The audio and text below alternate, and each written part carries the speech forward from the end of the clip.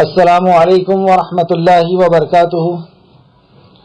الحمد للہ ان الحمد للہ نحمده ونستعینه ونستغفره ونعوذ باللہ من شرور انفسنا ومن سیئات اعمالنا، من يهده اللہ فلا مضل له ومن يضلل اللہ فلا هادی له، واشهد ان لا الہ الا اللہ واشهد ان محمدا عبده ورسوله، اما بعد فان خير الحديث كتاب الله وخير الهدي هدي محمد صلى الله عليه وعلى آله وسلم، وشر الامور محدثاتها وكل محدثة بدعة وكل بدعة ضلالة وكل ضلالة في النار۔ رب اشرح لي صدري ويسر لي امري واحلل عقدة من لساني يفقهوا قولي۔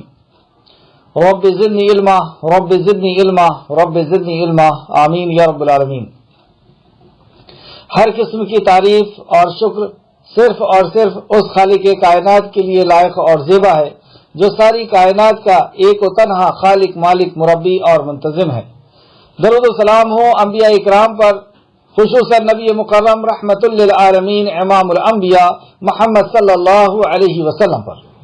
اس مختصر سے درود و سلام کے بعد معزز سامعین اکرام، آج انشاءاللہ تعالی سورہ نحل کی آیت نمبر 120 سے کلاس رہے گی، اور آج سورہ نحل انشاءاللہ تعالی اپنے اختتام کو پہنچے گی اور 14واں پارہ منڈے سے انشاءاللہ تعالی 15 پارہ شروع ہوگا۔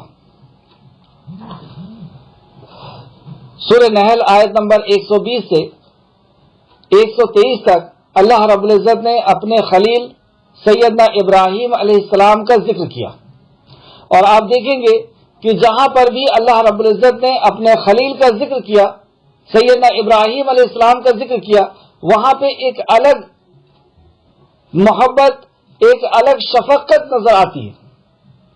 یہاں پہ خود اللہ رب العزت نے اپنے اس بندے کا، اپنے اس نبی اور رسول کا کی تعریف بیان کی، آپ کی صفات کو بیان کیا۔ خود اللہ رب العزت نے آپ کی پیدائش کے مقصد کو پورا کرنے کو بیان کیا، یعنی آپ کی توحید کی گواہی خود اللہ رب العزت نے دیا، وہ توحید جو عمل سب سے زیادہ اللہ رب العزت کو پیارا ہے، اور جو انسان کی پیدائش کا مقصد بھی اللہ رب العزت نے بتایا۔ تو کوئی بشر نہیں، خود خالق کائنات ابراہیم علیہ السلام کی توحید کا بیان کر رہا ہے، اور بھی دوسری صفات ابراہیم علیہ السلام کی اللہ نے بیان کیا، اور پھر اللہ رب العزت نے ابراہیم علیہ السلام کو کیا انعامات دیے، ان انعامات کے بارے میں اللہ رب العزت نے اس کے اندر ذکر کیا۔ تو سب سے پہلی جو خوبی اللہ نے بیان کیا، ہم دیکھتے ہیں، اعوذ باللہ من الشیطان الرجیم، ان ابراہیم کان امۃ قانتا للہ حنیفا، وہ حنیف تھے۔ ترجمہ اس طرح ہے، ان ابراہیم، بے شک ابراہیم علیہ السلام، کانا تھے، امتن، امت تھے۔ امت یعنی اکیلے ہی آپ کو امت کہا گیا، ایک فرد، اور اللہ رب العزت نے امت کہا۔ ایک معنی اس کا یہ ہے، دوسری میننگ اس کی ہے، امت کا مطلب امام جس کی اقتدا کی جاتی ہے۔ امت تھے یعنی آپ ایسے امام تھے جن کی اقتدا کی جائے یا جن کی اقتدا کی گئی، امتن قانتن، اور وہ قانت تھے یعنی عاجزی کے ساتھ اطاعت کرنے والے تھے۔ عاجزی کے ساتھ اطاعت یعنی جو اللہ رب العزت نے حکم دے دیا بس اس پہ مسلم، اس کے تابع فرمان، کوئی سوال نہیں، کوئی اپنی عقل کی دخل نہیں، بس رب کا حکم آ گیا اور اس حکم پہ سر تسلیم خم کرنا ہے۔ اگر آپ ابراہیم علیہ السلام کی زندگی کا مطالعہ کریں تو پتہ چلے گا کہ باشعور ہوئے ہیں، اور اللہ رب العزت نے توحید کی ذمہ داری دے دی کہ اس توحید کا پیغام لوگوں تک پہنچانا ہے۔ آپ نے یہ نہیں دیکھا کہ اس کا انجام کیا ہوگا، اللہ کا حکم ہے اور اللہ کی وحدانیت کو لوگوں تک پہنچانا ہے. آپ نے اپنے والد کو دعوت دی, والد سخت ناراض ہوئے, لیکن اس کے بعد بھی پھر دعوت دی, ہر اینگل سے سمجھایا, ہر طریقے سے سمجھایا, ہر زاویے سے سمجھایا. آخر کار والد اس طرح ناراض ہوئے کہ گھر سے نکال دیا. اور آپ اپنے والد سے کتنی محبت کرتے تھے یہ اس جملے سے پتہ چلتا ہے کہ آپ جب گھر سے نکلے تو کہتے ہیں کہ اے ابا جان, میں آپ کے لیے مغفرت کی دعا کرتا رہوں گا, یعنی میں آپ کے لیے دعا کرتا رہوں گا. کیوں دعا کرتے ہیں؟ کیونکہ محبت تھی نا, باپ ہے. لیکن جب آپ نے دیکھا کہ آپ کا شرک کی حالت میں ہی موت ہو گئی, انتقال ہو گیا, تو اس کے بعد پھر آپ نے اپنے والد کے لیے بھی دعا کرنا بند کر دی. جب گھر سے نکال دیے گئے, معاشرے کے اندر پہنچے, اپنے گاؤں اپنی بستی کے اندر پہنچے, تو وہاں پر بھی لوگوں کو دعوت دی. اور جب وہ دعوت سے بچے, جب وہ دعوت کو قبول نہ کیا ان لوگوں نے, یعنی توحید نہیں سمجھے, تو دوسرا طریقہ استعمال کیا کہ انہیں چیلنج کیا کہ تمہارے باطل معبود, جھوٹے معبود یہ میرا کچھ نہیں کر سکتے, میں ان سے بیزار ہوں, یہ کیا کر سکتے ہیں, مل کے میرے لیے کچھ کر دیں. جب دیکھا کہ اس سے بھی ان کے عقل نہیں کھلی, اس سے بھی ان کو بات سمجھ میں نہیں آئی, اور یہ دوسری اسٹیپ ہوتی ہے. پہلی اسٹیپ ان کی حقیقت بتانا کہ یہ دیکھ نہیں رہے, سن نہیں رہے, بول نہیں رہے, یہ خود مخلوق ہے, خالق نہیں ہے, یہ محتاج ہے خالق کے, یہ اس کے بندے ہیں. یہ اس طریقے سے حقیقت کا بیان. دوسری اسٹیپ, جب اس سے بات نہ سمجھ میں آئے تو دوسری اسٹیپ یہ ہوگی کہ ان کے باطل معبود جن کو وہ یہ سمجھتے ہیں کہ یہ حاجت روا اور مشکل کشا ہے, یہ کچھ بگاڑ سکتے ہیں, یہ کچھ بنا سکتے ہیں, تو ان کو پھر چیلنج کہ یہ کیا میرا بگاڑ سکتے ہیں, بگاڑ کر کے دکھا دیں. تو اس سے انسان کی عقل کھلتی ہے کہ واقعی اتنی بڑا چیلنج کرنے کے بعد اس کا کوئی نقصان ہمارے باطل معبود نہیں کر سکے. تو اس سے انسان کو سمجھ میں آتی ہے. لیکن اس سے بھی سمجھ میں نہیں آئی تو باطل معبود کو توڑ دیا اور کہا ان کے عقل کو کھولنے کے لیے, ان کو اس دائرے سے باہر نکلنے کے لیے, جو چشمہ لگا کر کے وہ دیکھ رہے تھے, اس چشمے کو اتارنے کے لیے کیا کہتے, یہ بڑے نے مار دیا ہوگا, کیونکہ وہ یہ چاہتا ہوگا کہ ان سب کی عبادت نہ ہو, میری ہو. اور وہ خود کہہ بھی رہے ہیں کہ نہیں ایسا نہیں ہوتا, یہ نہیں مارتے, یہ نہیں دیکھتے, یہ نہیں سنتے. اور پھر اس کے بعد سیدنا ابراہیم علیہ السلام کو ان کے مطابق جو انہوں نے جرم کیا تھا اس کی سزا کے لیے ان کے مطابق یہ طے کیا گیا کہ انہیں آگ میں ڈال دو. آگ میں ڈالنے کے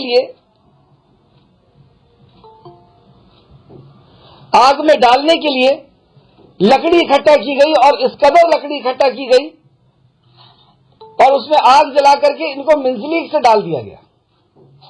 وہاں پر بھی ثابت قدم رہے سیدنا ابراہیم علیہ السلام, وہاں پر بھی ثابت قدم رہے, وہاں پر بھی ان کا قدم نہیں ڈھکنا آیا کہ میں اللہ رب العزت کا حق کسی اور کو تھوڑے دیر کے لیے دے دوں, تھوڑی دیر کے لیے شرک کر لوں, یہ مجھے آگ میں نہیں ڈالیں گے اور پھر میں شہر سے باہر نکل جاؤں گا. ایسا کچھ نہیں سوچا. السلام علیکم. مضبوط انہیں یقین تھا, آگ میں جانے کے لیے کیوں تیار ہو گئے, ان کی توحید مضبوط تھی کہ یہ آگ جلانے والی نہیں ہے. اللہ کا جب تک حکم نہیں ہوگا یہ آگ کچھ نہیں کر سکتی. صحابہ کرام کا بھی آپ دیکھیں ایمان کہ جب تک اللہ کا حکم نہیں ہوگا یہ تلواریں کچھ نہیں کر سکتی, یہ دشمن, یہ تیر اور یہ تلواریں کچھ نہیں, کوئی نقصان نہیں پہنچا سکتی. تو ابراہیم علیہ السلام اس آگ میں بھی ڈال دیے گئے اور اللہ رب العزت سے دعا کی, اللہ رب العزت نے آپ کو بچایا. جب وہاں سے نکلے تو شہر سے باہر نکل گئے اور دوسرے دیشوں میں پہنچ کر کے کئی مصیبتیں اور پریشانیاں برداشت کرنے کے بعد اللہ رب العزت کی توحید کی دعوت ہر جگہ دیتے رہے. اس دعوتی سفر میں آپ کی ساری زندگی گزر گئی. عمر کی آخری حصہ 95 سال کی عمر میں اللہ رب العزت نے آپ کو ایک بیٹا عطا کیا جو نبوت کا چراغ تھا. ابراہیم علیہ السلام اللہ رب العزت کے کیسے مطیع اور فرمانبردار تھے، یہ قیامت تک کے لوگوں کو بتا دیا اللہ رب العزت نے کہ 95 سال کی عمر میں بیٹا ملا ہے، لیکن اس کے بعد بھی اس بیٹے میں گم ابراہیم علیہ السلام نہیں ہوئے۔ اس وقت بھی اللہ رب العزت کے مطیع اور فرمانبردار تھے۔ اللہ رب العزت نے کہا کہ اپنی بیوی اور بیٹے کو ایسی جگہ لے جا کر کے چھوڑو جو غیر ذی زرع ہو، جہاں پر کوئی کسی زندگی کا نام و نشان نہ ہو، نہ پانی ہو، نہ سبزہ ہو، نہ جانور ہو، نہ پتنگے ہو، نہ انسان ہو۔ ایسی جگہ میں ابراہیم علیہ السلام نے کوئی سوال نہیں کیا کہ اس بچے کا کیا قصور ہے اور بیوی کا کیا ہے اور وہاں کیوں لے جا کر کے چھوڑو اور کیا مقصد ہے اور کیا پلان ہے، کچھ نہیں۔ میرے رب کا حکم ہے، بس اونٹ پہ سوار کیا اور لے کر کے نکل گئے۔ جگہ کو ڈھونڈتے عرب پہنچ گئے کہ ہاں یہ وہ جگہ ہے کہ میلوں دور تک نہ پانی کا نام و نشان ہے، نہ انسان کا، نہ کسی پیڑ کا، نہ کسی جانور کا۔ ہاں یہی وہ جگہ ہوگی جہاں میرے رب نے مجھے حکم دیا ہے اس کو چھوڑنے کا۔ چھوڑ کر کے آ گئے۔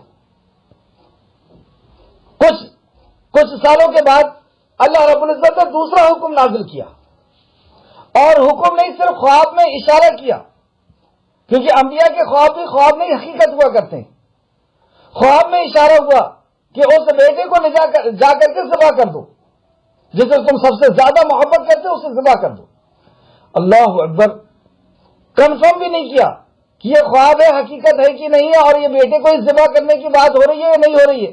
مطلب جسے صحرا مار نہ سکی اسے جاؤ اپنے ہاتھ سے ذبح کرو، بغیر کچھ سوچے، بغیر کوئی سوال، بغیر کوئی بات کو سمجھ، کچھ نہیں، سیدھے گئے۔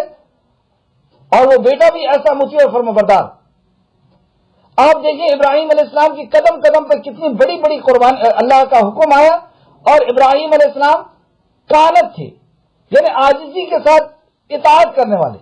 معراج کا بھی سفر دیکھیں، نبی کریم صلی اللہ علیہ وسلم جب معراج پہ تشریف لے گئے، اور سیدنا ابراہیم جب اللہ رب العزت نے آپ کو انعام دیا، ابراہیم علیہ السلام راستے میں ملے، کہا کہ کیا دیا اللہ رب العزت نے، کیا تحفہ ملا؟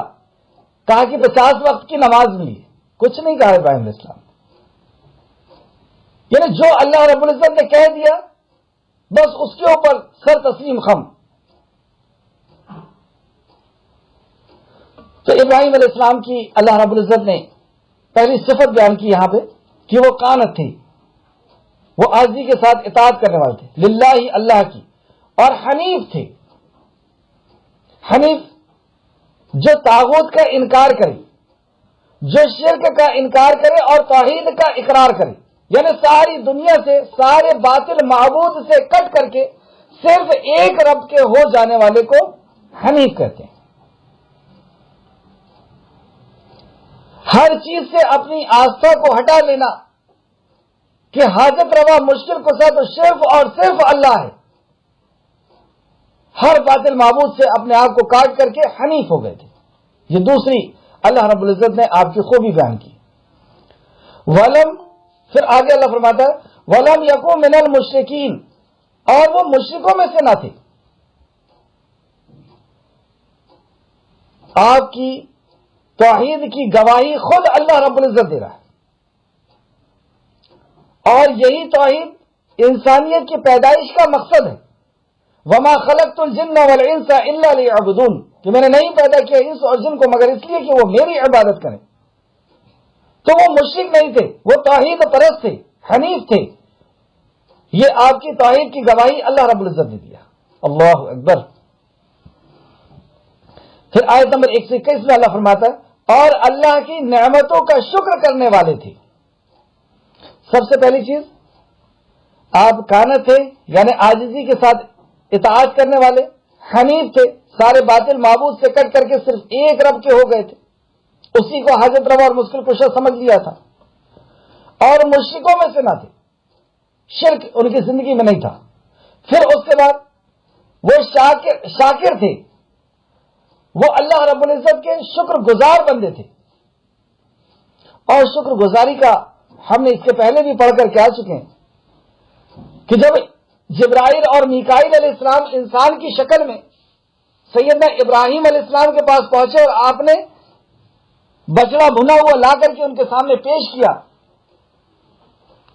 اور فرشتوں نے کہا، یعنی ان نوجوانوں نے، کہ کیا اس کی قیمت ادا کرنا ہوگا؟ تو آپ نے کہا ہاں اس کی قیمت ہے کہ اللہ کے نام سے شروع کرو اور الحمدللہ پہ اسے ختم کرو۔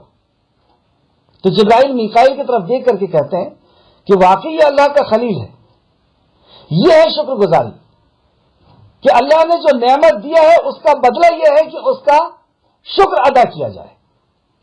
مطلب ہمارا رب اس قدر نعمتیں دینے کے بعد ہم سے صرف بدلے میں یہ چاہتا ہے، اور کیا چاہتا ہے؟ توحید چاہتا ہے کہ تم میرا شکر ادا کر، کسی اور کا شکر ادا نہ کر، اور کسی اور کا شکر ادا کرنا یہ اللہ کی ناشکری ہے اور یہی شرک ہے۔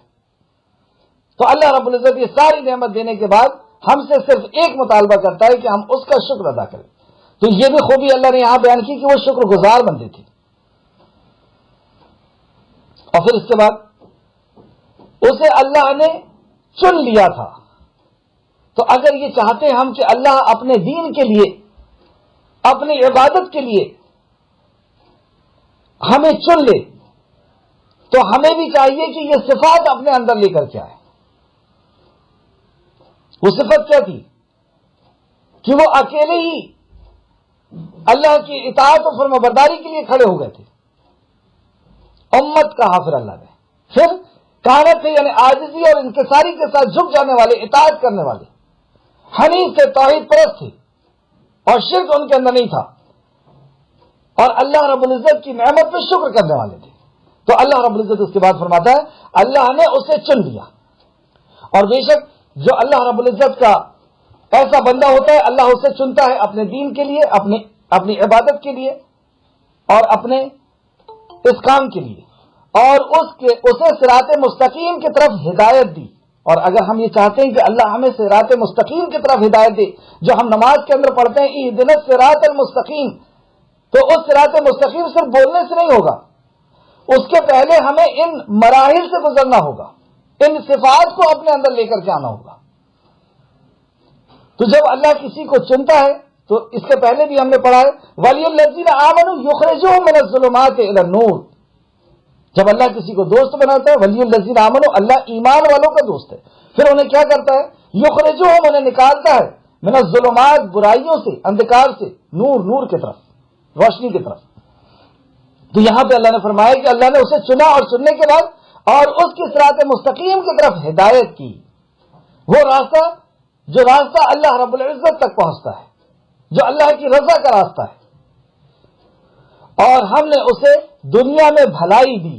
اب اللہ رب العزت نعمت کے بارے میں ذکر کرنا یہاں سے شروع کیا۔ سب سے پہلی نعمت کہ اللہ نے اسے چنا، دوسری نعمت کہ اسے صراط مستقیم کی ہدایت دی۔ ہدایت یہ سب سے بڑی نعمت ہے اللہ رب العزت کی، کہ اللہ کسی کو چن لے اور اسے ہدایت دے دے۔ تو چننے اور ہدایت کے پہلے 4-5 چیزیں میں آپ کے سامنے ذکر کر چکا ہوں۔ اگر ہم یہ چاہتے ہیں کہ ہمیں بھی چنے ہدایت کے لیے، اور ہدایت سے بڑی اگر کوئی چیز ہوتی، اس سے عظیم کوئی اگر چیز ہوتی، تو اللہ رب العزت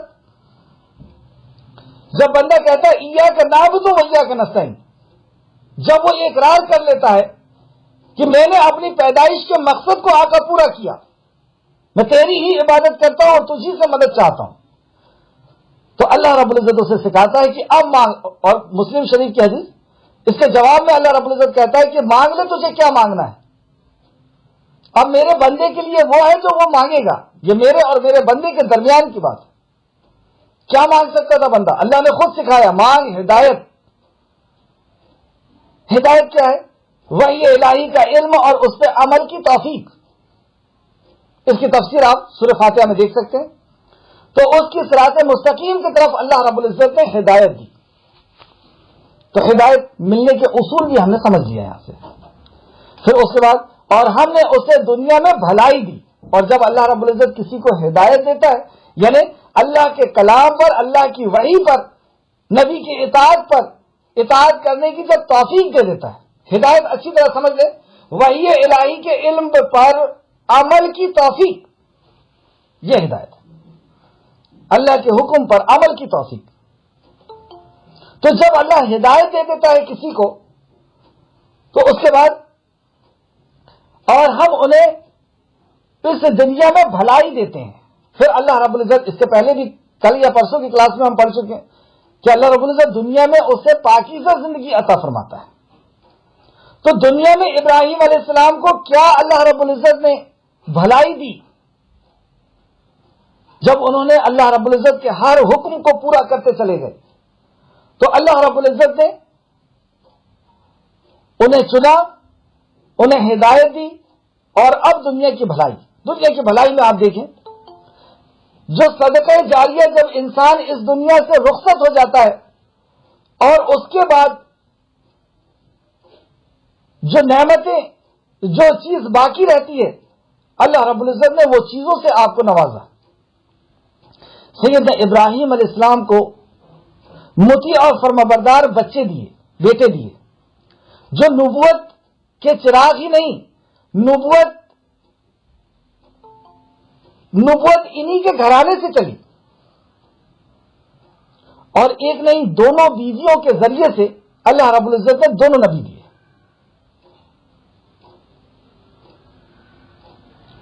اور انہی نبیوں کے ذریعے اور انہی نبیوں کی اولادوں میں اللہ رب العزت نے نبیوں کا سلسلہ شروع کیا. کتنی بڑی نعمت ہے یہ. ہم انسان اپنی پوری زندگی کی جد و جہد اور کوشش ہماری یہی ہوتی ہے کہ ہمارا بچہ ہم سے زیادہ قابل ہو جائے، ہم سے زیادہ بہتر ہو جائے، ہم سے زیادہ عزت والا، ہم سے زیادہ دولت والا، ہم سے زیادہ قابل شخص بن جائے. ہر ماں باپ کی یہی خواہش ہوتی ہے. تو اللہ رب العزت نے ابراہیم علیہ السلام کی اس قربانیوں کو قبول فرمایا، ہدایت دی اور اولاد ایسی دی جو دونوں کی دونوں نبی، اور پھر ان کے ذریعے سے انبیاءوں کا سلسلہ شروع کیا. پھر دوسرا انعام، اللہ رب العزت نے ابراہیم علیہ السلام سے خانہ کعبہ کی تعمیر کروائی.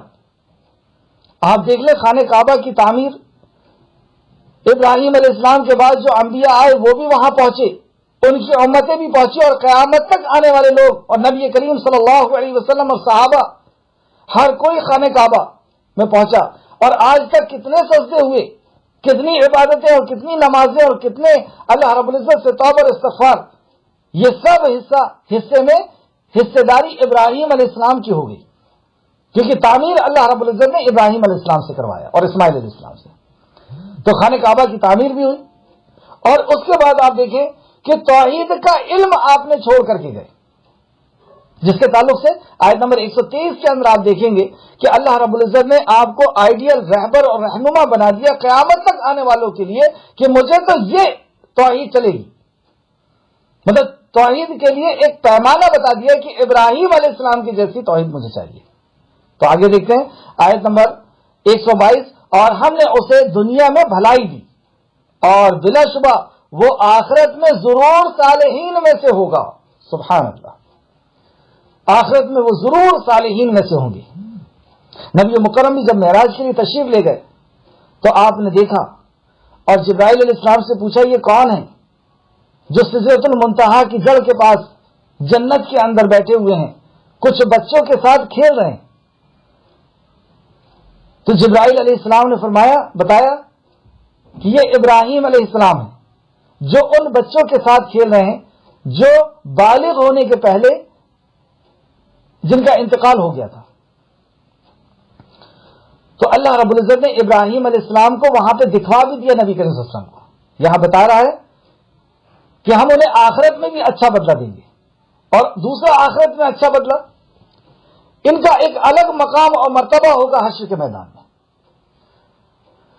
عائشہ صدیقہ رضی اللہ عنہ اس حدیث کی راوی ہے، نبی مکرم صلی اللہ علیہ وسلم فرماتے ہیں کہ حشر کے میدان میں جب بندہ اٹھے گا تو بغیر کپڑے کے برہنہ اٹھے گا، جیسے ماں کے پیٹ کے اندر سے نکلتا ہے اس طریقے سے برہنہ نکلے گا، بغیر مختون، بغیر ختنہ کیے ہوئے.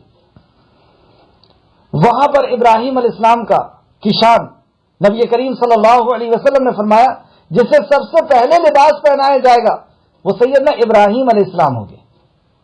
اللہ اکبر. دنیا میں بھی اس طریقے سے مقبول کر دیا اللہ رب العزت نے کہ ہم ابھی نماز بھی پڑھتے ہیں تو نماز میں بھی درود ابراہیم پڑھتے ہیں اور اللہ سے کہتے ہیں کہ اللہ ویسی رحمتیں اور برکتیں نازل فرما نبی مکرم صلی اللہ علیہ وسلم پر جیسی ابراہیم علیہ السلام پر تو نے رحمتیں اور برکتیں نازل فرمائی.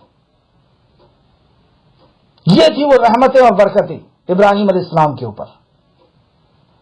اور آخرت میں بھی اللہ نے فرمایا کہ ہم انہیں چن لیں گے. تو دنیا اور آخرت دونوں اللہ رب العزت نے آپ کو عطا کر دی. اور پھر اس کے بعد اللہ فرماتا ہے آیت نمبر 123 کے اندر ثم اوحینا الیک ان اتبع ملت ابراہیم حنیفا وما کان من المشرکین. اے نبی کریم صلی اللہ علیہ وسلم، پھر ہم نے آپ کے طرف وحی کی کہ ملت ابراہیم کی اتباع کریں.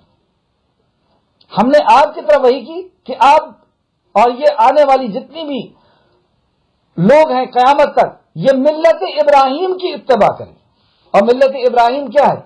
وہی حنیف، جو آگے اللہ فرماتا ہے جو اللہ کے طرف یکسو تھے،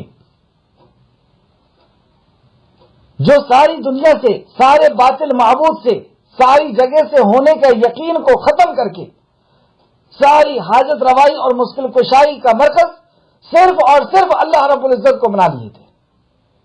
تو ملت ابراہیم کی پیروی کرو جو حنیف تھے، مطلب ایسے حنیف ہو جاؤ جیسے ابراہیم تھے کہ دنیا کوئی فائدہ اور کوئی نقصان نہیں پہنچا سکتی جب تک اللہ رب العزت نہ چاہے. اور اللہ رب العزت اگر کوئی فائدہ یا نقصان پہنچانا چاہے تو دنیا کوئی اس فائدے اور نقصان سے ہمیں بچا نہیں سکتی. اور پھر آگے وما کان من المشرکین، اور وہ مشرکوں میں سے نہ تھے. تو حنیف کہہ دیا گیا، پھر بار بار مشرک کیوں آ رہا ہے کہ مشرکوں میں سے نہ تھے؟ اصل میں توحید مکمل ہوتی ہی نہیں جب تک اس بات اور نفی دونوں شامل نہ ہو جائے. اس بات کی صرف اللہ کی عبادت اور باطل کا انکار کہ یہ کچھ نہیں کر سکتے، میں بیزار ہوں ان سے، یہ میری زندگی اور موت کے مالک نہیں، یہ میری عزت اور ذلت کے مالک نہیں، یہ میرے رزق کے مالک نہیں. یہ اعلان ہمارے عمل سے اور ہماری زبان سے ظاہر کرنا، یہ ہوتا ہے کہ وہ مشرکوں میں سے نہ تھے. اللہ ہم سب کو ملت ابراہیم کی پیروی کرنے کی توفیق اور رفیق عطا فرمائے. آمین یا رب العالمین. تو توحید کا معیار ابراہیم علیہ السلام کو اللہ رب العزت نے بنایا. آیت نمبر 124 ہفتے کے دن کی تعظیم کو تو صرف ان لوگوں پر ضروری قرار دیا گیا تھا جنہوں نے اس میں اختلاف کیا. یعنی یہودیوں نے ہفتے کے دن کے تعلق سے اختلاف کیا. انہیں جمعے کے دن دی گئی تھی عبادت کے لیے، لیکن انہوں نے جمعے کو اختلاف کیا تو اللہ رب العزت نے اس سے وہ ہدایت کو چھین لی اور انہیں سنیچر کا دن دے دیا. اس کے تعلق سے آپ دیکھ سکتے ہیں بخاری شریف حدیث نمبر 876، صحیحین میں بخاری اور مسلم دونوں جگہ حدیث ہے. مسلم شریف حدیث نمبر 855. ابو ہریرہ رضی اللہ عنہ سے روایت ہے کہ انہوں نے رسول کریم صلی اللہ علیہ وسلم کو فرماتے ہوئے سنا، ہم آخر میں آنے والے ہیں، مطلب امت محمدیہ آخر میں آنے والی ہے، لیکن روز قیامت سبقت لے جانے والے ہوں گے. لیکن روز قیامت سب سے پہلے ان کا ہی حساب ہوگا اور یہی جنت میں جانے والے ہوں گے. مطلب یہ سبقت لے جانے والے ہوں گے جنت میں، لیکن سب سے پہلے جائیں گے اور جہنم میں بھی پہلے جائیں گے. اس کو بھی ہم خیال رکھیں.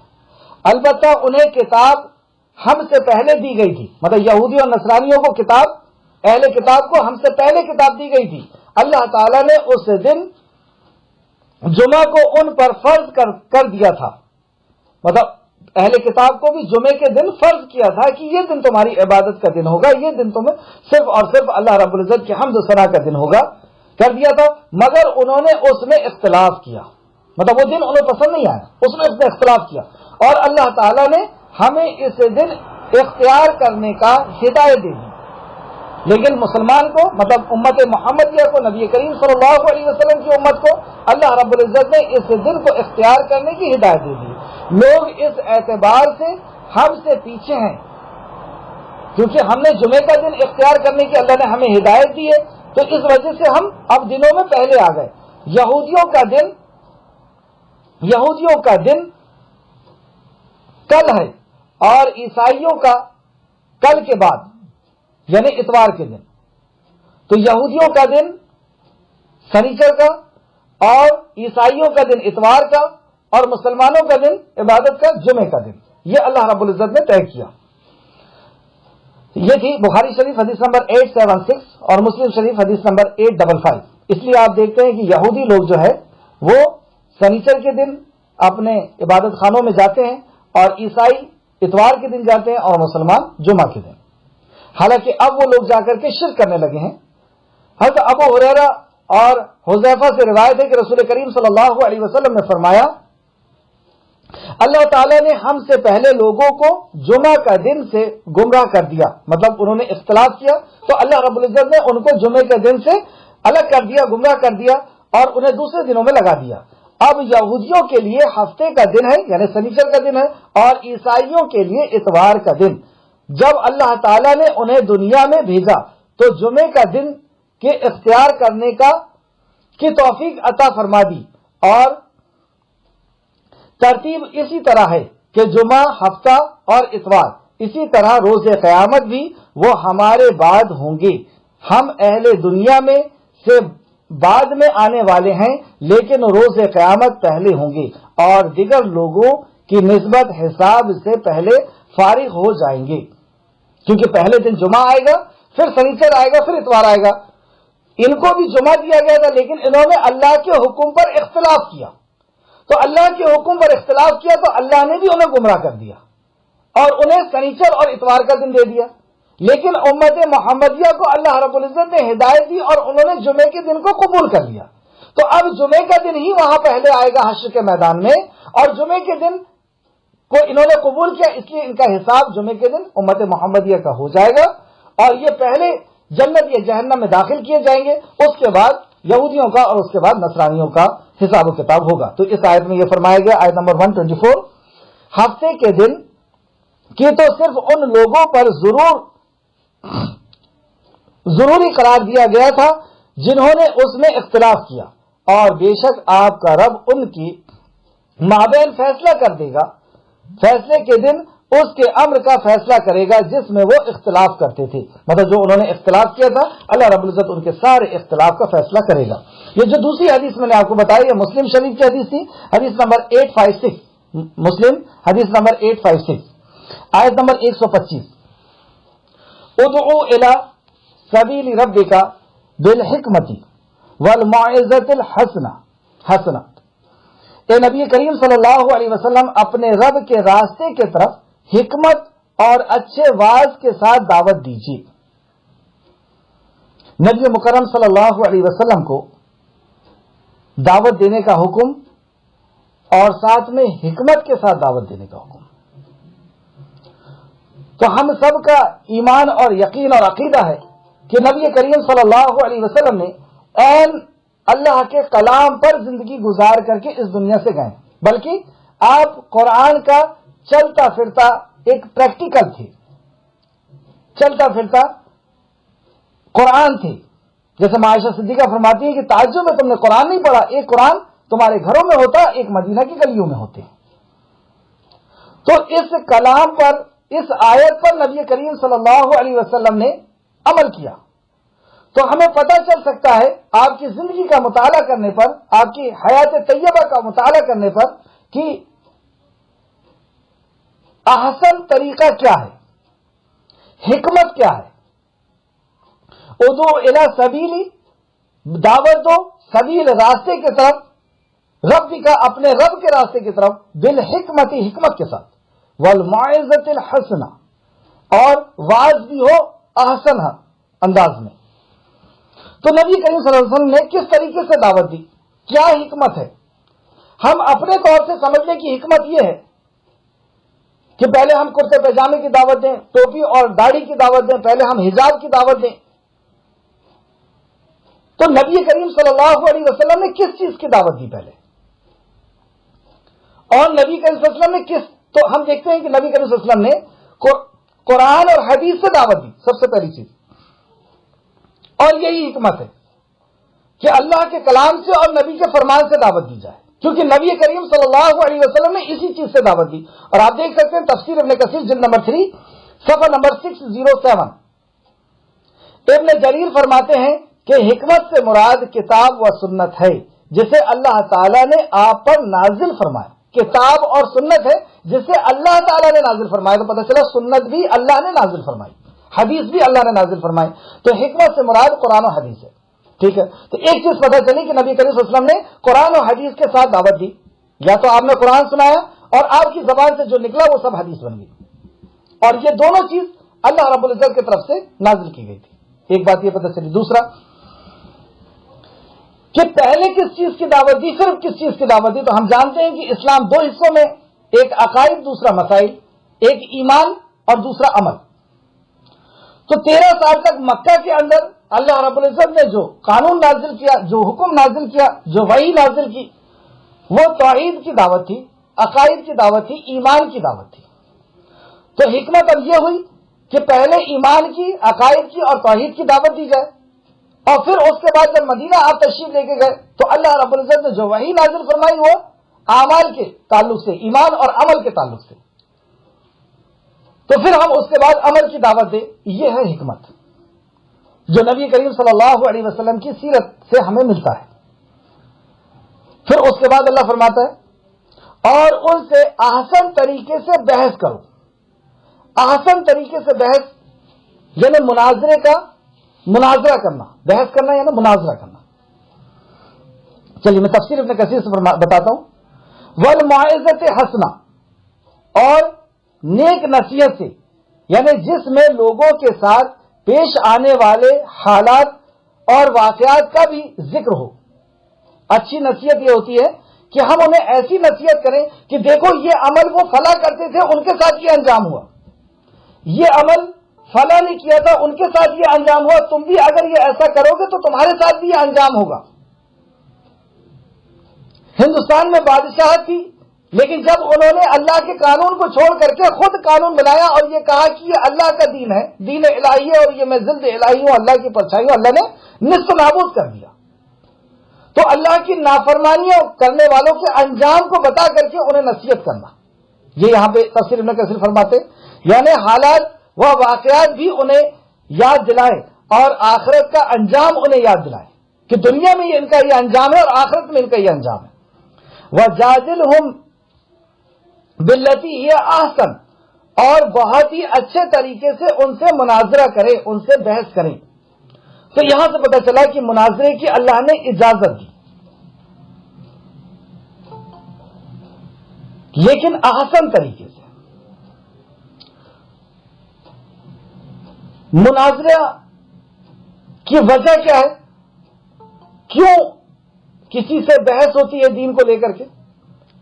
جب دو عقائد الگ الگ ہو جاتے ہیں, جب دو سوچ الگ الگ ہو جاتی ہے, جب دو عمل الگ الگ ہو جاتے ہیں, تو ہر کوئی یہ کہتا ہے کہ میرا صحیح ہے اور وہ کہتا ہے کہ میرا صحیح ہے. تو دونوں کے بیچ میں ایک ڈبیٹ ہونا, ایک مناظرہ ہونا, ایک بحث ہونا, اس کی اللہ رب العزت نے اجازت دی. لیکن اس بحث کے اندر مقصد کیا ہو؟ مقصد صرف اور صرف اصلاح ہو, آخرت کی کامیابی ہو, اللہ کی رضا ہو, تو یہ اس کی اجازت ہے. ٹھیک ہے. دوسرا یہ کہ یہ جو بحث ہو رہی ہے یہ کن کے بیچ میں ہو رہی تھی؟ نبی کریم صلی اللہ علیہ وسلم کو یہ حکم دیا گیا تھا اہل کتاب سے کرنے کا. تو اہل کتاب آ کر کے نبی کریم صلی اللہ علیہ وسلم سے بات کرتے تھے, یعنی یہودی اور نصرانی. ان کے عقائد بالکل الگ تھے. انہوں نے عیسیٰ علیہ السلام کو نعوذ باللہ استغفر اللہ اللہ رب العزت کا بیٹا کہہ دیا, جس کو اللہ رب العزت نے کہا کہ انہوں نے مجھے گالی دی, اور یہ حدیث میں آپ کو پہلے بتا چکا ہوں. سورہ مریم کی آخری رکوع میں بھی اللہ نے فرمایا کہ انہوں نے ایک بہت بری بات کہی. اتنا سخت عقیدہ ہے ان کا, لیکن اس کے بعد بھی جب بات کرنے کا اللہ رب العزت نے کہا تو احسن طریقے سے بات کرنے کا کہا, نرمی کے ساتھ بات کرنے کا کہا. کیوں؟ کیونکہ جب عقیدے الگ الگ ہوں, اپنے مسائل الگ الگ ہوں, تو جب اب آدمی بات رکھتا ہے تو اس کے اندر اسے غصہ آتا ہے, اور اس غصے کو کنٹرول کرنے کا اللہ رب العزت نے یہاں پہ پہلے سے حکم دے دیا کہ یہ دین اللہ کا ہے, اللہ کے حکم کے حساب سے دعوت دی جائے گی, تمہارے اپنے جوش اور تمہارے اپنے جذبات کے حساب سے دعوت نہیں دی جائے گی. یہ دین اللہ کا ہے، اللہ جو طریقے سے کہے گا اس طریقے سے تمہیں دعوت دینا ہوگا۔ تو جب یہودیوں سے یا نصرانیوں سے مناظرہ ہوا تھا، بات ہوئی تھی نبی کریم صلی اللہ علیہ وسلم کی، اور اس کے پہلے ہم سورہ آل عمران میں اور سورہ مائدہ میں پڑھ چکے ہیں کہ کس طریقے سے یہودیوں کی ٹیم آیا کرتی تھی اور نصرانیوں کی ٹیم آیا کرتی تھی اور مباہلہ بھی ہوا تھا۔ تو فیصلہ کس چیز سے ہوتا تھا؟ بھئی ان کا اپنا مسئلہ ہے یا ان کا اپنا عقیدہ ہے، ہمارا اپنا عقیدہ ہے، ان کے پاس ان کے علماء کی کتاب ہے، ہمارے پاس ہمارے علماء کی کتاب ہے، فیصلہ کیسے ہوگا؟ تو نبی کریم صلی اللہ علیہ وسلم نے کس چیز سے فیصلہ کیا؟ تو ظاہر سی بات ہے کہ نبی کریم صلی اللہ علیہ وسلم نے آپ کے اوپر آئی ہوئی وحی کے مطابق فیصلہ کیا۔ تو جب بھی آپس میں مناظرہ ہوگا تو اس کے اصول کیا ہوں گے؟ سب سے پہلی چیز کی نیت صحیح ہوگی کہ ہم اصلاح کے لیے وہاں بیٹھیں گے، جیتنے اور ہارنے کے لیے نہیں۔ اور اگر جیتنے اور ہارنے کے لیے بیٹھیں گے تو آپ پہلے ہی عمل کا دار و مدار، امام بخاری نے پہلی حدیث لے کر کہا انما الاعمال بالنیات، تمہاری نیت ہی ٹھیک نہیں ہے، جیتنے ہارنے کے لیے بیٹھو، اللہ کی رضا کے لیے نہیں بیٹھے۔ تو ہماری نیت یہ ہوگی کہ جو صحیح ہوگا، جو صحیح دین ہوگا، ہم اس کو اختیار کریں۔ اور نبی مکرم نے فیصلہ کون کرے گا، جج کون ہوگا؟ تو نبی کریم صلی اللہ علیہ وسلم نے جب یہودی اور نصرانیوں سے مناظرہ کیا یا بحث کیا تو فیصلہ تھا اللہ کی کلام، اللہ کا کلام اور نبی مکرم کا فرمان۔ اب قیامت تک جتنے مناظرے ہوں گے اور جتنے آپس میں اختلاف ہوں گے اور اس کا حل جو ہوگا وہ اللہ کے کلام سے اور نبی کے فرمان سے ہی ہوگا۔ اور یہ بات اللہ نے ایک جگہ نہیں 30 جگہ بیان فرمائی، 30 جگہ تقریباً اطیعوا اللہ و اطیعوا الرسول، اللہ کی اطاعت کرو، اللہ کے رسول کی اطاعت کرو۔ اور ایک جگہ تو یہاں تک کہا اطیعوا اللہ و اطیعوا الرسول ولا تبطلوا اعمالکم، اللہ کی اطاعت کرو، اللہ کے نبی کی، اور اپنے عمل کو برباد مت کرو، مطلب عمل برباد ہو جائے۔ ایک جگہ یہ کہا کہ اللہ کی اطاعت کرو، اطیعوا اللہ و اطیعوا الرسول واولی الامر منکم، اولی الامر کی بھی اطاعت کرو۔ فإن تنازعتم، پھر اگر تنازع ہو جائے، اختلاف ہو جائے، فردوه الی اللہ ورسولہ، یہ مناظرے کا اصول اللہ نے بیان کر دیا کہ جب آپس میں بحث ہو رہی ہے، تمہاری اختلاف ہو گیا تمہارا، تو فردوه، تو لوٹ جاؤ اللہ اور اس کے رسول کی طرف۔ فردوه الی اللہ ورسولہ ان کنتم مؤمنین، اگر تم مومن ہو، اگر تم مومن ہو تو تمہیں لوٹنا ہوگا، اور پھر اس کا انجام بھی اللہ فرماتا ہے بہتر ہوگا۔ تو اب اگر ہمارے بیچ میں آپس میں کسی معاملے کو لے کر کے اختلاف ہے، اگزامپل کے طور پر میں یہ کہتا ہوں کہ شیر بن کر کے نہیں ناچنا ہے، اور کوئی ہمارا بھائی کہتا ہے کہ نہیں شیر بننا ہے، اب یہ آپس میں اختلاف ہو گیا۔ اگر میں یہ کہوں کہ میرے عالم کی کتاب میں یہ لکھا ہوا ہے کہ نہیں بننا ہے، تو وہ کہے گا میرے عالم کی کتاب میں لکھا ہے بننا ہے، تو فیصلہ کیسے ہوگا؟ تو اللہ نے وہ اصول جو بتایا سورہ نساء آیت نمبر 59 کے اندر، اطیعوا اللہ و اطیعوا الرسول واولی الامر منکم، اپنے امر کی، اپنے اولی الامر کی یعنی اپنے علماء کی، اپنے رئیس کی، اپنے سردار کی، اپنے امیر کی، اس کی اطاعت کرو۔ پھر اگر اختلاف ہو جائے فردوه الی اللہ ورسول، لوٹو اللہ اور اس کے رسول کی طرف۔ تو اب وہ اپنے عالم کی کتاب کو چھوڑے گا، میں اپنے عالم کی کتاب کو چھوڑوں گا، اور کیا چیز لیں گے؟ اللہ کی کتاب اور اللہ کے نبی کے فرمان کو، کیونکہ اختلاف کا حل یہیں پہ ہے، اسی چیز سے اختلاف کا حل ہو سکتا ہے۔ اور جتنے بھی اس طریقے کے مناظرے ہوتے تھے تو نبی کریم صلی اللہ علیہ وسلم نے یہودی اور نصرانیوں سے کیا، تو اللہ کے کلام سے فیصلہ ہوا، نبی کے فرمان سے فیصلہ ہوا۔ تو یہ اصول آپ دیکھیں گے کہ ہر کہیں مکتب فکر میں یہی اصول ہے، الحمدللہ جتنے بھی مسلم ہیں سب کے پاس یہی اصول ہے کہ اللہ کے کلام سے ہوگا، نبی کے فرمان سے ہوگا۔ پوچھے ان سے کہ کون سا اللہ کا کلام، تو کہیں گے کہ جو ہمارے گھر میں وہ حدیث۔ تو حدیث میں بھی امت مسلمہ کا، اہل سنت والجماعت کا اجماع ہے اس بات پر کہ اگر ایسی کوئی بڑی چیز یا کسی بڑی بات پر مناظرہ ہوگا تو صحیح حدیثیں ہم لیں گے، اور صحیح حدیثوں میں بھی ان سیاستہ کو چنا گیا، 6 کتابوں کو، بخاری، مسلم، ترمذی، ابن ماجہ، ابو داؤد، نسائی، اور بھی کتابیں ہیں، اور بھی صحیح کتابیں ہیں، موطا امام مالک ہے، موطا امام احمد ہے، حنبل ہے، اور بھی دوسری کتابیں ہیں۔ تو بہرحال جب بھی آپس میں اختلاف ہوگا تو اس چیز سے فیصلہ ہوگا۔ یہ یہاں پہ اللہ رب العزت نے اجازت دی کہ آپ آپس میں بیٹھ کر کے بات کرو احسن طریقے سے، اس کے اندر کوئی چلا چوٹ نہیں، اس کے اندر کوئی مارا پیٹی کی بات نہیں، اس کے اندر کوئی کسی کو ذلیل کرنا اور کسی کو نیچا دکھانا، کسی کو اونچا دکھانا نہیں. خالص نیت یہ ہو کہ میرا رب اس سے راضی ہو جائے. وہ کون سا طریقہ، وہ کون سی شریعت صحیح ہے، وہ کون سا دین صحیح ہے، اس دین پر میں آ جاؤں. یہ نیت کے ساتھ وہاں پہ بیٹھیں گے. اور ایک اور چیز، جو عمل کرتا ہے پہلے وہ دلیل دے گا. جیسے وہ شیر بن رہا ہے تو وہ بتائے گا کہ یہ دلیل ہے شیر بننے کی. ہم کیوں بتائیں گے؟ ہم جو عمل کر رہے ہیں ہم اس کی دلیل دینے کے لیے ہمیں دینا ہوگا اس کی دلیل. کیونکہ حشر کے میدان میں اللہ رب العزت ہمارے ایک ایک عمل کو چیک کرنے والا ہے. سورہ بنی اسرائیل آیت نمبر 19 میں اللہ رب العزت نے وہ اصول بتایا ہے کہ عمل کی چیک کس طریقے سے کیا جائے گا. ایمان، اخلاص اور نبی کا طریقہ. وہاں کوئی تیسری چیز نہیں چلے گی. وہاں تو یہ دیکھے گا اللہ رب العزت کہ اس کے عمل میں ایمان تھا نہیں تھا، اخلاص تھا یا نہیں تھا، اللہ کی رضا کے لیے کیا تھا کہ نہیں کیا تھا، اور نبی کریم صلی اللہ علیہ وسلم کا طریقہ تھا یا نہیں تھا. تو ہم جو عمل کر رہے ہیں اس میں ہمیں دیکھنا ہوگا کہ اس میں ایمان، اخلاص اور نبی کا طریقہ ہے یا نہیں صلی اللہ علیہ وسلم. چلیں آگے چلتے ہیں اور ان سے احسن طریقے سے بحث کیجیے. بے شک آپ دیکھیے جب بحث کریں گے. اچھا، احسن طریقے سے بحث کے تعلق سے ایک اور بات سمجھ لیں ہم، جو سورہ عنکبوت آیت نمبر 46 میں اللہ نے فرمائی اور سورہ طٰہٰ آیت نمبر 44 میں فرمائی اللہ نے. اور اہل کتاب سے جھگڑا نہ کرو مگر ایسے طریقے سے کہ نہایت اچھا ہو، یعنی نرمی کا ہو.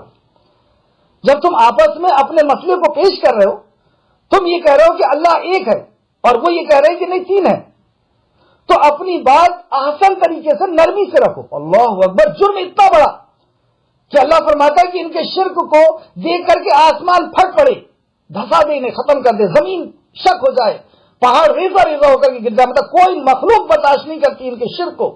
اتنا بڑا جرم کہ اللہ کے ساتھ کسی اور کو انہوں نے شریک کیا، اللہ کو گویا کہ گالی دیا، نعوذ باللہ. اتنا بڑا شرک، اتنی بڑا جرم، اللہ کے حق کو مارا. لیکن اس کے بعد بھی اللہ رب العزت کہتا ہے کہ ان سے بات کرنا نرمی سے. یہ ہے دین، اور یہ ہے دین کی دعوت. اللہ کا دین ہے، اللہ کے طریقے سے دیا جائے گا. ہمارے جذبات، ہمارا طریقہ ہماری سوچ کے حساب سے نہیں ہوگا کہ کسی بھی طریقے سے آستین چڑھا کر کے اور اونچی آواز میں اور چیخ کر کے اور ڈرا کر کے اور دھمکا کر کے ہم بات کریں. لا اکراہ فی الدین، کوئی زبردستی نہیں. آسان طریقے سے آپ اپنی بات کو رکھ دیں، اپنی دلیلوں کو رکھ دیں.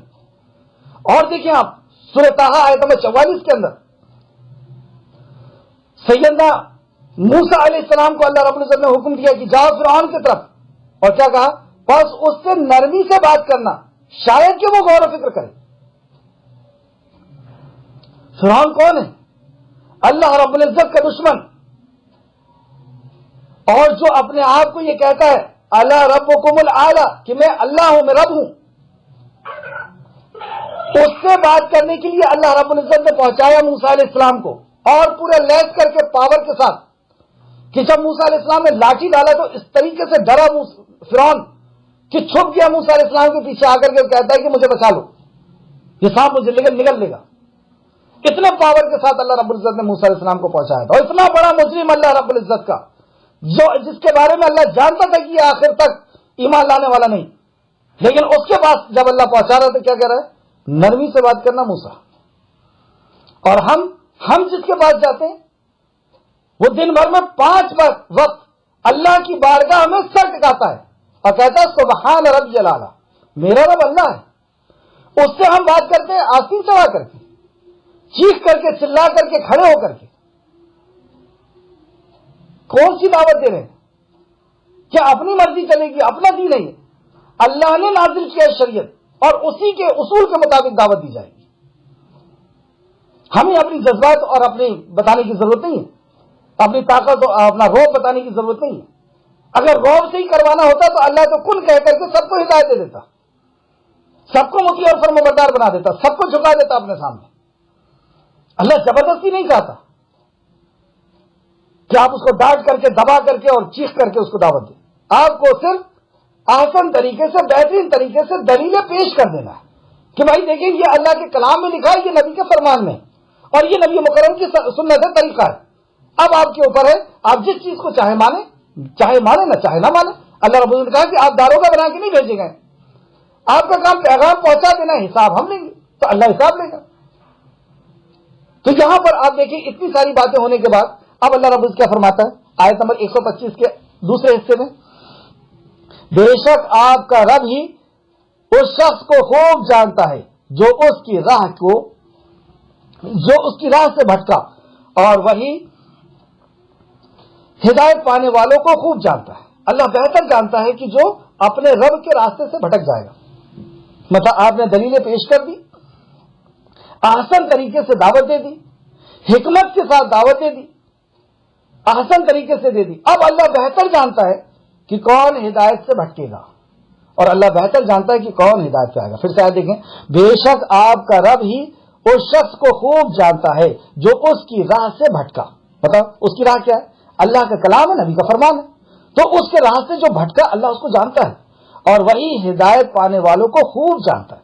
تو ہدایت کے اصول بھی یہاں پہ بتا دیے گئے کہ اصول یہ ہے کہ اللہ کے راہ پر ہم آ جائیں, اس وحی پر, اس نبی کے بات پر ہم آ جائیں.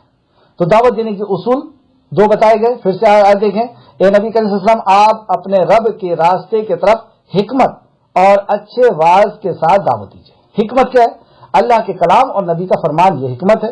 اور حکمت میں پہلے کس چیز کی دعوت؟ کیونکہ اسلام دو حصے میں ہے, ایک عقائد دوسرا مسائل, ایک ایمان دوسرا عمل. تو عمل کی دعوت بعد میں دی جائے گی, پہلے ایمان کی دعوت دی جائے گی, پہلے توحید کی دعوت دی جائے گی, پہلے عقیدے کی دعوت دی جائے گی, جو نبی مکرم نے 13 سال مکہ میں دی اور پھر مدینے میں اس کے. پھر اگر کسی معاملے میں آپ کی بحث ہو, سمجھانا پڑے, مناظرہ ہو, تو مناظرے کے اصول کہ وہاں پر بھی آپ نرمی سے بات اپنی رکھیں گے. اور ہم کون سی بات رکھیں گے؟ جو نبی مکرم نے رکھی تھی. تو نبی مکرم نے جب یہودی اور نصرانیوں سے مناظرہ کیا تو آپ نے جو بات رکھی وہ اللہ کا کلام کی یہ فیصلہ کرے گا اور نبی مکرم کا فرمان. تو اب ہمیں بھی اللہ رب العزت نے سورہ نساء آیت نمبر 59 کے اندر حکم دیا کہ جب تمہیں آپس میں اختلاف ہو جائے تو پلٹ آؤ اللہ کے کلام اور نبی کے فرمان کی طرف. تو اب ہمارے بیچ میں جتنے بھی اختلاف ہے ہم اپنی اپنی باتوں کو چھوڑیں گے اور اللہ کے کلام اور نبی کے فرمان پہ ایک پلیٹ فارم پہ ہم وہاں پر آ جائیں گے انشاءاللہ تعالی. آیت نمبر 126 آج کی کلاس کے آخر دو آیت. اور اگر تم بدلہ لو تو اتنا ہی لو جتنا تمہیں تکلیف دی گئی ہے. چلیے کچھ حدیثیں جو ہے وہ چھوٹ گئی وقت کی قلت کی وجہ سے, پھر بھی ایک آیت اور دیکھیں کہ یہ جو دعوت ہم دے رہے ہیں حکمت کے ساتھ اور اچھے واعظ کے ساتھ, اچھے انداز کے ساتھ ان کو نصیحتیں اور وصیتیں جو کر رہے ہیں, یہ چیز کتنی قیمتی ہے اللہ کی نظر میں. سورہ حامیم سجدہ آیت نمبر 33, سورہ حامیم سجدہ آیت نمبر 33 دیکھیں. وَمَنْ أَحْسَنُ قَوْلًا مِّمَّنْ دَعَا إِلَى اللَّهِ وَعَمِلَ صَالِحًا وَقَالَ إِنَّنِي مِنَ الْمُشْرِكِينَ. اور بات کے اعتبار سے اس سے اچھی کس کی بات ہو سکتی ہے؟ مطلب جو بات سے اچھی, اس سے اچھی بات کس کی ہو سکتی ہے؟ بات تو سبھی کرتے ہیں اور الگ الگ باتیں ہوتی ہیں. تو جو ہماری زبان سے جو آواز نکلتی ہے, جو ساؤنڈ نکلتا ہے, جو بات نکلتی ہے, تو وہ باتوں میں سب سے اچھی بات اللہ کے نزدیک کون سی ہے وہ یہاں بتایا. اور بات کے اعتبار سے اس سے اچھی کون, اس سے اچھی بات کس کی ہے؟ جو اللہ کی طرف بلائے, اللہ کی طرف بلائے, ٹوپی کی طرف, کرتے کی طرف, برقعے کی طرف, گوشت کی طرف, کس کی طرف؟ اللہ کی طرف بلائے, یعنی توحید کی طرف بلائے. تو اس آیت میں بھی اللہ نے فرمایا کہ اس سے اچھی بات اللہ کو کسی کی نہیں لگتی کہ جو اللہ کی طرف بلاتا ہے. تو توحید کی دعوت کی فضیلت یہاں پتہ چلی. اور پھر اس کے بعد فرمایا اور وہ نیک عمل کرے. ایسا نہیں کہ وہ صرف بلا رہا ہے اور وہ خود عمل نہیں کر رہا, وہ خود بھی نیک عمل کرنے والا ہے اور کہے کہ میں فرما برداروں میں سے ہوں, میں مسلم ہوں, میں فرما بردار ہوں. مسلم ہے نا, فرما بردار ہوں. اور وہ یہ بھی کہے کہ میں مسلم ہوں. ایک حدیث دیکھیں, بخاری شریف حدیث نمبر 70 اور مسلم میں بھی یہ حدیث ہے, مسلم باب نمبر 83 حدیث نمبر 2821.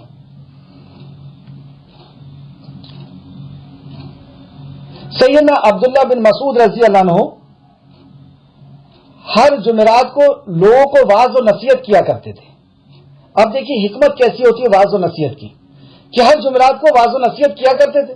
تو ایک شخص کھڑے ہوتے ہیں اور کہتے ہیں کہ میرا جی یہ چاہتا ہے، اور مطلب میں حدیث کا مفہوم آپ کو بتا رہا ہوں کہ میرا جی چاہتا ہے کہ آپ روز واضح نصیحت کریں. تو عبداللہ بن مسعود رضی اللہ عنہ کہتے ہیں کہ میں یہ چیز، مجھے کسی چیز نے اس بات سے نہیں روکا کہ میں تمہیں روز واضح نصیحت کروں، مطلب روز واضح نصیحت کرنے کی اجازت ہے، لیکن میں اس لیے نہیں کرتا کہیں تم اکتا نہ جاؤ، مطلب سمجھ رہے آپ کی وہ اس کو سکون اور اطمینان سے نہ کر پاؤ. اور اسی طریقے سے ہم نے دیکھا کہ نبی کریم صلی اللہ علیہ وسلم ہمیں وقفے میں دعوت دیا، نواز و نصیحت کیا کرتے تھے تاکہ ہم اکتا نہ جائیں. تو جب ہم کسی کو دعوت دیں تو اس بات کا بھی ہمیں خیال ہونا چاہیے کہ ہماری بات سے وہ پریشان تو نہیں ہو رہا، وہ کس مصیبت اور پریشانی میں، پتہ چلا کہ وہ اپنی امی کے علاج کے لیے جا رہا ہے، اپنی بیوی کے علاج کے لیے جا رہا ہے، آپ راستے میں پکڑ کر کے اس کو دعوت دے رہے ہیں، تو اس کا ذہن تو منتشر اور پریشان ہے، اس کا کاروبار نہیں چل رہا، وہ ٹینشن میں ہے، اور آپ اس کو دعوت دیے جائے. تو یہ حدیث یہاں پہ آپ نے نوٹ کر لیا، بخاری شریف اور مسلم کی تھی.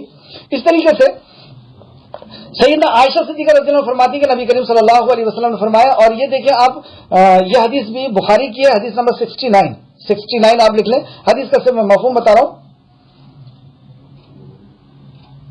نبی کریم صلی اللہ علیہ وسلم نے فرمایا آسانی پیدا کرو، سختی میں نہ ڈالو، خوشخبری سناؤ، نفرت نہ سناؤ، نفرت نہ دلاؤ، مطلب سختی میں مت ڈالو کہ کوئی اسلام میں آیا ہے تو ایک ہی دن میں، پہلے ہی دن میں آپ اس کے اوپر پوری کی پوری شریعت کو لاد دیں کہ ایسا بھی کرنا ہوگا، ایسا بھی کرنا ہوگا، سختی میں دلائیں. ایک اور حدیث بخاری نے اس کو بھی روایت کیا ہے، حدیث نمبر 1586. نبی کریم صلی اللہ علیہ وسلم نے فرمایا کہ یہ لوگ اگر نئے مسلمان نہ ہوئے ہوتے تو میں خانہ کعبہ کو توڑ دیتا اور حتیم کو اس کے اندر لے لیتا اور اس کے 2 دروازے بناتا جو ابراہیم علیہ السلام کے دور میں تھے. تو کیا پتہ چلا کہ لوگوں کی نفسیات کا جاننا بھی ضروری ہے کہ یہ کتنا برداشت کر پائیں گے. تو نبی مکرم نے کہا کہ میں ایسا نہیں کرتا. بخاری شریف کی حدیث 1586. تو اس سے یہ سب پتہ چلا کہ ہمیں سامنے والے کی نفسیات کو، اس کی ضرورت کو، اس کی پریشانی کو، اس کی ساری چیزوں کو دیکھتے ہوئے اور حکمت کے ساتھ اور اچھے واز کے ساتھ اور نرمی کے ساتھ اس کو دعوت دینا ہوگا. اللہ رب العزت ہم سب کو توفیق و رفیق عطا فرمائے. آج کی کلاس کی آخر 2 آیت، اور اگر تم بدلہ لو تو اتنا ہی بدلہ لو جتنا تمہیں تکلیف دی گئی ہے، اور اگر تم صبر کرو تو وہ صابرین کے بہت بہتر، وہ صابرین کے لیے، مطلب صبر کرنے والے کے لیے بہت بہترین چیز ہے.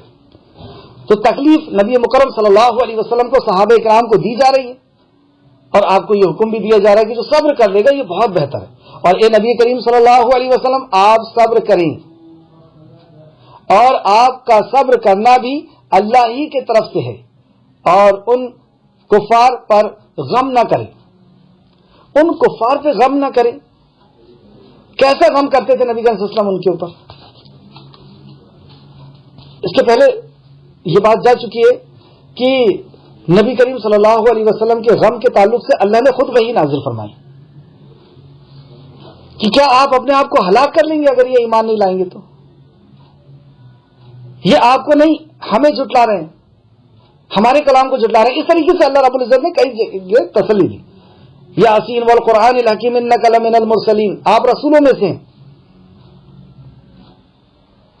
لیکن غم کے تعلق سے آپ کو میں آج ایک حدیث بتاؤں گا کہ نبی کریم صلی اللہ علیہ وسلم کو کس قدر غم ہوا کرتا تھا. بخاری شریف حدیث نمبر 3405، بخاری شریف.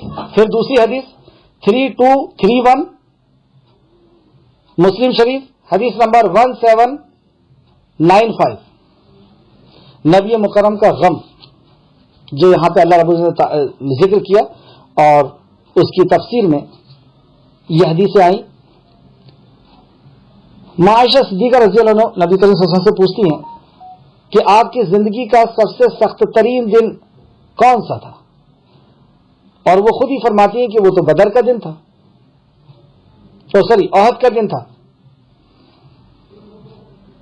کیونکہ عائشہ صدیقہ رضی اللہ عنہ جانتی تھی کہ احد کے دن کس قدر سخت تکلیف ہوئی تھی کہ 70 جانشیر صحابی شہید ہو گئے تھے، آپ کے دندانے مبارک شہید ہوئے تھے، آپ کے چچا حمزہ جو آپ کے دوست بھی تھے ان کو کس بری طریقے سے شہید کیا گیا تھا. नबी मुकर्रम एक एक सहाबी को पकड़ करके रोते थे, कफन नहीं था, सर ढांकते थे तो पैर खुलता था। ये सारे हालात आप सब जानते हैं कि कितना सख्त दिन था वो। लेकिन नबी मुकर्रम सल्लल्लाहु अलैहि वसल्लम ने फरमाया कि नहीं, तुम्हारी कौम ने यानी कुरैश ने की तरफ से जो मुझे तकलीफ दी गई, वो सबसे ज्यादा तकलीफ का जो दिन था वो ताइफ का दिन था, क्योंकि उन लोगों ने मेरी बात नहीं सुनी। तो गोया के नबी करीम सल्लल्लाहु अलैहि वसल्लम को मारा जाता था, आपके ऊपर ऊंट की ओजड़ी डाली जाती थी, फंदा मारा जाता था, आपकी बेटियों को तलाक दिया गया, आपके साथियों को घसीटा गया, चीरा गया, मारा गया, जलाया गया। ये सारी चीजों से कई सहाबी शहीद हुए। ये सारी चीजों से ज्यादा तकलीफ और सबसे ज्यादा तकलीफ किस चीज से नबी करीम सल्लल्लाहु अलैहि वसल्लम को? इन हदीस के हवाले से कि आप खुद फरमाते हैं कि मुझे सबसे ज्यादा तकलीफ उस वक्त हुई जब ताइफ वालों ने मेरी बात नहीं सुनी। क्या बात थी? बात थी अल्लाह का कलाम और आपका फरमान, यानी वही नहीं सुनी।